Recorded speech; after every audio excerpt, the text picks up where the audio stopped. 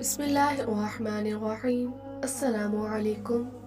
آج جو کہانی آپ کو سنانے جا رہی ہوں، آپ کو پتہ لگ گیا ہوگا کہ آج میں کس بچے کی کہانی سنانے جا رہی ہوں۔ یقین کریں، میرا کہانی سناتے وقت دل تڑپ رہا اور بچے کی ماں جب بتا رہی تھی تو میرے تو رونگٹے کھڑے ہو گئے۔ بہت ہی افسوس ہوا مجھے کہ میں اس معاشرے میں جی رہی ہوں جہاں بیٹیاں محفوظ نہیں ہیں۔ اپنا ہی باپ اپنی بیٹی پر اتنا بڑا ظلم کیسے کر سکتا ہے؟ یہ تو وہ زمانہ تھا جب ہمارے پیارے آقا اس دنیا میں نہیں آئے تھے اور لڑکیوں کو زندہ دفن کیا جاتا تھا، مار دیا جاتا تھا۔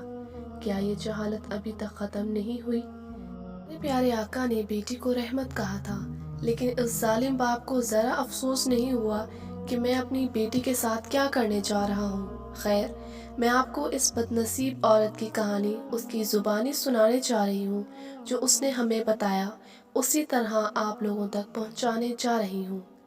میرا نام مصباح مشعل فاطمہ ہے۔ میں میاں والی سے قریب گنج والی کے علاقے میں رہائش پذیر تھی۔ میری عمر 18 سال تھی۔ میرے ابو اور بھائی مزدوری کرتے تھے سارا دن، اور میں اور میری امی گھر کا سب کام کرتی تھیں۔ ہم کوئی اتنے امیر نہیں تھے، بس اللہ کا شکر ہے کہ گھر کا گزارا چل رہا تھا۔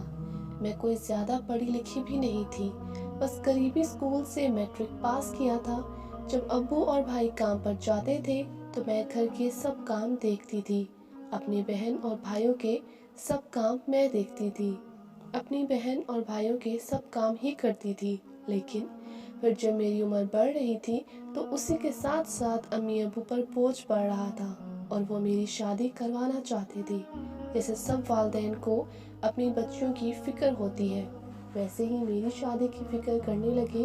وہ کہہ رہے تھے کہ اب مصباح کی جلد سے جلد شادی کروا دینی ہے، بس لڑکا کوئی اچھا سا اگر مل جائے تو ہم اس کی جلد سے جلد شادی کر دیں گے۔ پھر امی ابو نے کسی عورت کو بولا کہ مصباح کے لیے کوئی رشتہ تلاش کرے۔ عورت میرے لیے رشتہ دیکھنے لگ گئی۔ ایک دو رشتے بتائے اس عورت نے میرے لیے، لیکن ابو یا پھر امی کو پسند نہیں آتا۔ ایک رشتہ امی ابو کو پسند آ گیا تھا، لیکن میرے بھائی نے پتہ کروایا تو وہ لڑکا نشئی نکلا۔ پھر وہاں بھی میرا رشتہ نہ ہو پایا۔ انہی دنوں ہمارے خاندان سے ہی ایک رشتہ آیا۔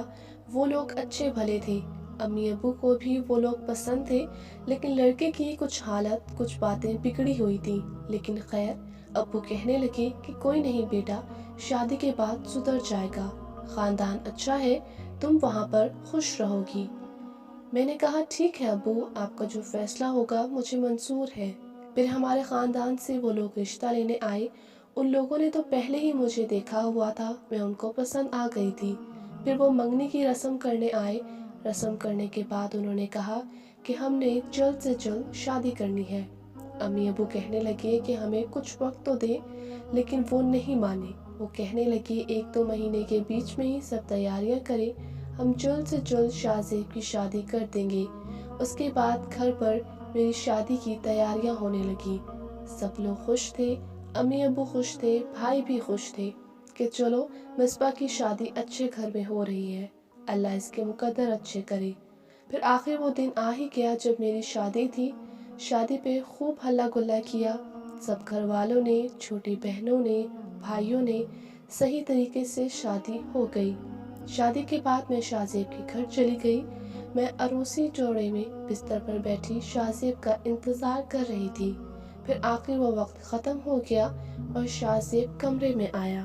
آتے ہی اس نے دروازہ بند کر دیا اور میرے پاس آ کر بیٹھ گیا۔ اس نے مجھے سلام کیا اور میں نے بھی ان کا حال پوچھا۔ اس نے مجھے منہ دکھائی میں ایک انگوٹھی دی۔ پھر اس نے کچھ ایک ایسا عجیب سوال کر دیا کہ میں حیران رہ گئی۔ کہنے لگا کہ تمہارا کسی لڑکے کے ساتھ کوئی چکر تو نہیں تھا؟ اگر تھا تو بتا دو مجھے۔ میں نے کہا شاہ زیب آپ کیسی باتیں کر رہے ہیں؟ میں نے کہا کہ یہ میرے اللہ کو پتہ ہے کہ میں کتنی صاف دامن ہوں اور میرے ماں باپ نے میری کیسی تربیت کی ہے۔ پھر وہ ساتھ ہی وہ ہنسنے لگا۔ پھر وہ اپنا قصہ سنانے لگا کہ میں تو بہت لڑکیوں کو مل چکا ہوں، بہت لڑکیوں سے عشق کیا ہے، میں نے بہت لڑکیوں سے ٹائم پاس بھی کیا ہے۔ میں نے کہا شاہ زیب جو ہو گیا وہ تمہارے پہلے عمل تھی، اب میں تمہاری بیوی ہوں، اب میں اس بات کی اجازت نہیں دوں گی کہ تم کسی لڑکی کے ساتھ کوئی چکر چلاؤ۔ آخر کل کو ہمارے بھی بچے ہوں گے، ان پر کیا اثر پڑے گا؟ ہماری بیٹی بھی ہوگی۔ میں نے جب بیٹی کا نام لیا تو شاہ زیب کے چہرے پر غصہ آ گیا۔ کہنے لگا، نہیں نہیں، مجھے بیٹی نہیں چاہیے۔ بیٹی ایسی ہی عزت خراب کرتی ہے اور مجھے صرف بیٹا چاہیے۔ میں اس کی باتوں پر حیران ہوئی کہ بیٹا اور بیٹی تو اللہ کی مرضی سے ہوتے ہیں۔ میں نے کہا، شاہ زیب، وہ باپ خوش قسمت ہوتا ہے جس کے گھر میں پہلی اولاد بیٹی ہوتی ہے۔ وہ کہنے لگا، نہیں نہیں، صرف اور صرف بدنامی کا باعث بنتی ہے۔ جیسے میں کئی لڑکیوں سے باتیں کر چکا ہوں، کل کو وہ بھی کسی سے کرے گی، بدنامی ہوگی، اس لیے مجھے بیٹا چاہیے۔ میں حیران پریشان ہو گئی کہ مجھے کیسا آدمی مل گیا ہے۔ پھر اسی طرح وقت چلتا گیا۔ 2020 میں ہماری شادی ہوئی تھی اور پھر ہماری شادی کو کافی عرصہ گزر چکا تھا، لیکن میں حاملہ نہیں ہو رہی تھی۔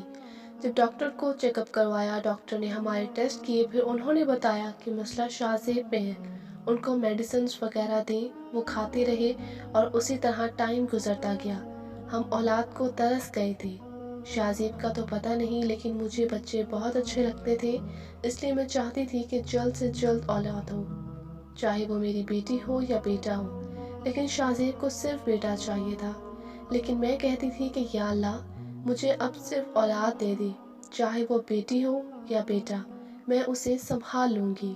پھر میری دعاؤں کا نتیجہ نکلا کہ میں کچھ مہینے پہلے حاملہ ہو گئی۔ 6 مہینے بعد جب میں نے الٹرا ساؤنڈ کروایا تو انہوں نے بتایا کہ آپ کے پیٹ میں بچی پل رہی ہے۔ میں بہت خوش تھی کہ میری اولاد ہو رہی ہے، لیکن ڈر بھی تھا کہ شاہ زیب کچھ غلط نہ کر دے۔ یہ بات میں نے شاہ زیب سے چھپا لی۔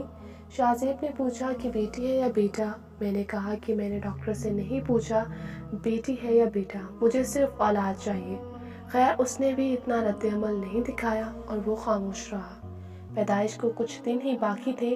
وہ کہنے لگا کہ اگر بیٹی ہوئی تو میں اس کو نہیں رکھوں گا۔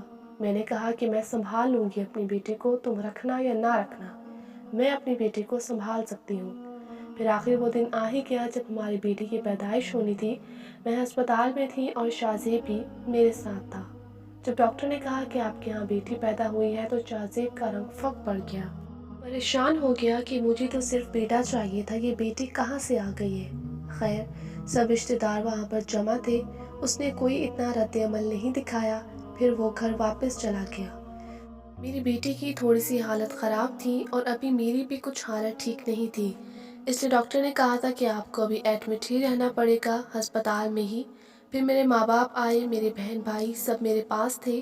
میرے ابو نے میری بیٹی کا نام جنت رکھا۔ کہنے لگے، مصباح، تمہاری بیٹی کا نام میں نے بہت پہلے سوچا تھا کہ جب مصباح کے ہاں بیٹی کی پیدائش ہوگی تو میں اس کا نام جنت رکھوں گا۔ ہماری جنت بہت خوبصورت تھی، سب لوگ اس سے پیار کرتے تھے سوائے شاہ زیب کی۔ شاہ زیب نے اپنی بیٹی کو ایک دفعہ بھی اپنی گود میں نہیں لیا تھا۔ اس دن کا واقعہ ہے جب میرے محلے سے میرے چچا جان اور میرے بھائی مجھ سے ملنے آئے ہوئے تھے۔ وہ مجھ سے مل رہے تھے، ہم باتیں کر رہے تھے۔ انہوں نے میری بیٹی جنت کو اٹھایا ہوا تھا، پھر انہوں نے میری بیٹی کو میرے پاس لٹا دیا۔ اسی دوران شاہ زیب اتنے غصے میں ہسپتال آئے، اس کے ہاتھ میں بندوق تھی۔ اس نے آتے ہی کہا کہ میں اپنی بیٹی کو زندہ نہیں چھوڑوں گا۔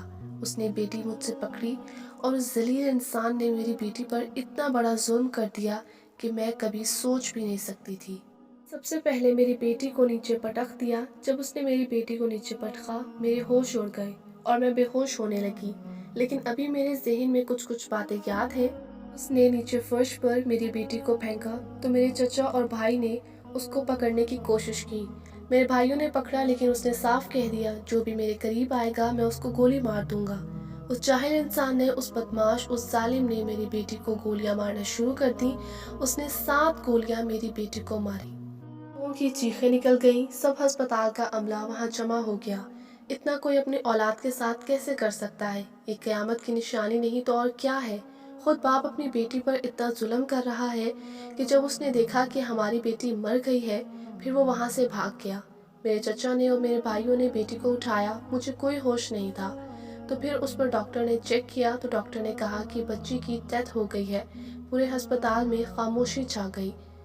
लग रहा था जैसे क़यामत टूट पड़ी है। ये मंज़र भी क़यामत से कम नहीं है। एक बाप अपनी ही बेटी को, जिसकी उम्र सिर्फ 7 दिन थी, उसको मार रहा है।